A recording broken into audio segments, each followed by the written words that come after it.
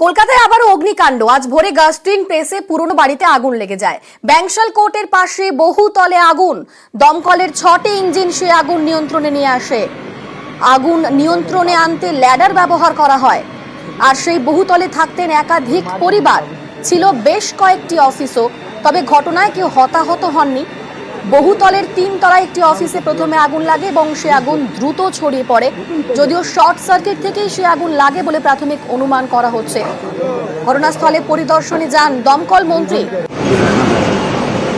আজ ভোরবেলাতেই একেবারে কলকাতা শহরে অগ্নিকাণ্ডের ঘটনা। আবারও শহরে অগ্নিকাণ্ড এবং দমকলের 6টি ইঞ্জিন গিয়ে আগুন নিয়ন্ত্রণে নিয়ে আসে। ব্যাংশাল কোর্টের পাশে বহুতলে আগুন লাগে। ঘটনাস্থল পরিদর্শনে যান দমকল মন্ত্রী।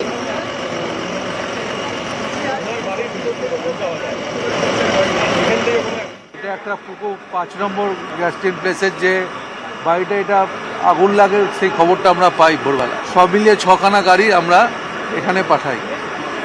আমাদের লোকেরা তৎপরতার সাথে কাজ করেছে। বাড়িতে অনেক লোক ছিল, সৌভাগ্যবশত তাদের খুব তাড়াতাড়ি বার করা গেছে। কোনো লোকের ইনজুরি কোনো কিছু হয়নি। পুলিশকে আমি বলবো, যদি কেউ ঘরে কেমিক্যাল রেখে থাকে, যদি সত্যি সেটা হয়, সেটা খুবই খারাপ ব্যাপার এটা। আর যদি সেটা প্রমাণ হয়ে থাকে তাহলে যা শাস্তি সেটা। আর সেই আগুন দীর্ঘক্ষণ চেষ্টার পর আগুন নিয়ন্ত্রণে আসে, কিন্তু তারপর এলাকায় বিক্ষোভ শুরু হয়। সেই বহুতলে বেশ কয়েকটি অফিস ছিল, আইনজীবী তাদেরও অফিস ছিল সেখানে। তারা বিক্ষোভ দেখান সেখানে। ঠিক কি কারণেই বিক্ষোভ, কি বক্তব্য তাদের, আমাদের সঙ্গে সেখান থেকে সরাসরি রয়েছেন প্রতিনিধি রৌনক। রৌনক, কি নিয়ে বিক্ষোভ এবং এখন কি পরিস্থিতি?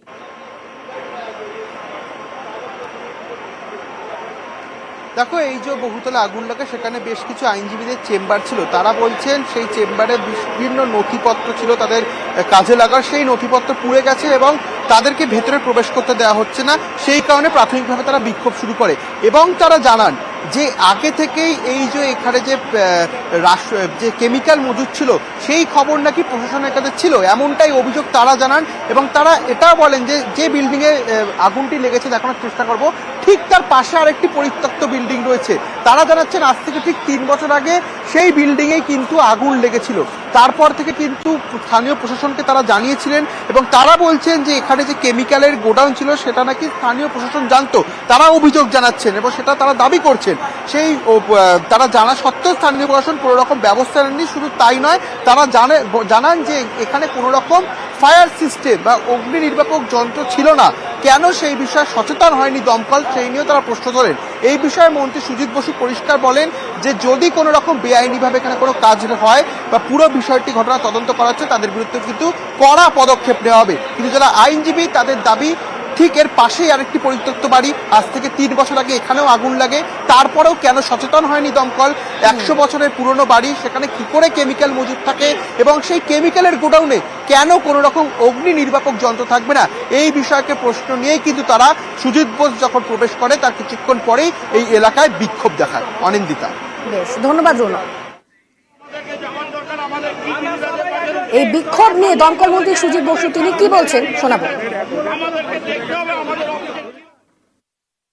এখন কেন ঢুকতে দেওয়া হবে? এখন একটা আগুনের কাজ হচ্ছে, আগুনটা পুরো নিয়ন্ত্রণ হোক, ফরেন্সিক হোক, যা যা কাজ আছে সেগুলো করতে দিন, আমাদের এনকোয়ারি করতে দিন, তারপর যাবে। তারপর এখনো আগুন পুরোপুরি নিয়ন্ত্রণে আসেনি।